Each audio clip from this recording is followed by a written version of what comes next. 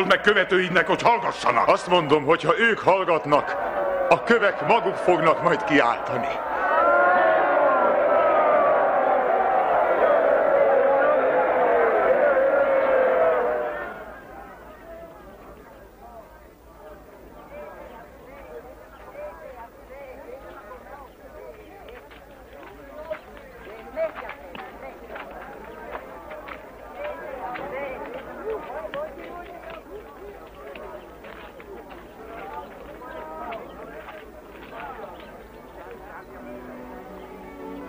Jeruzsálem, bár csak a békesség útját választottad volna, de nem tetted.